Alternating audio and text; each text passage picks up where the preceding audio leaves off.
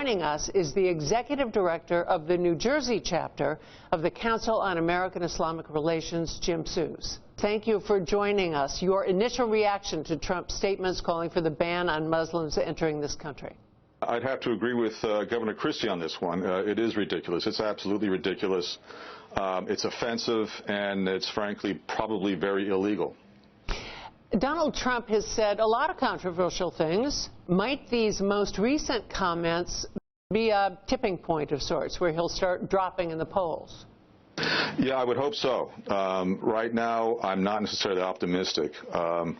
I am very interested in seeing what the polling data will show will be the reaction to this.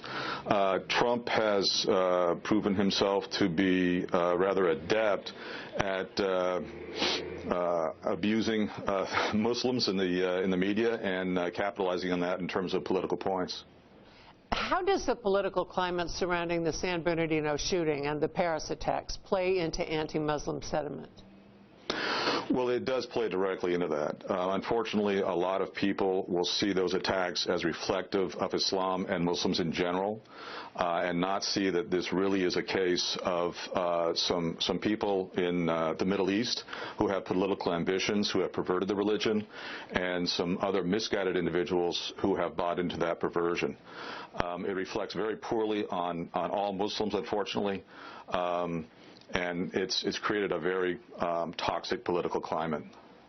Has Donald Trump uncovered underlying Islamophobia in this country and somehow reignited it? I think that's what's happened.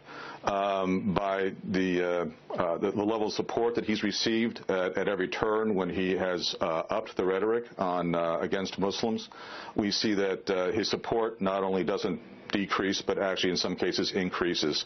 And that is definitely a reflection on sort of some underlying Islamophobia that existed there all along. What's at stake here, Mr. Seuss, in conflating the actions of ISIS militants with the Muslim population in general?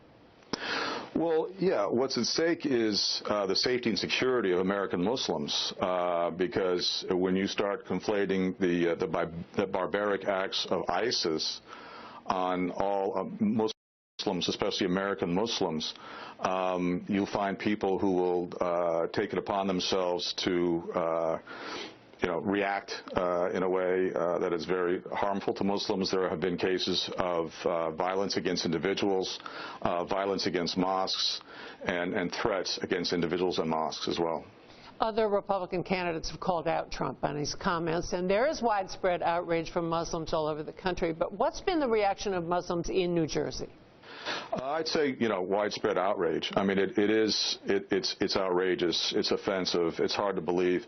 I find it hard to believe that he was sober when he made these comments. It's just so over the top. How do you combat this? Well, the best way to combat this is for American Muslims to reach out to their friends and neighbors and co-workers and introduce themselves and introduce the religion and let them know that this is not something to be feared, not something to be suspicious of, and not something to hate, frankly. There's been major outcry from political leaders, Republican and Democrat, from the president himself, but there is still a perception that the Muslim people aren't doing enough to combat this by raising their own voices. Do you agree with that? I think that we have been doing quite a bit to denounce the actions of ISIS.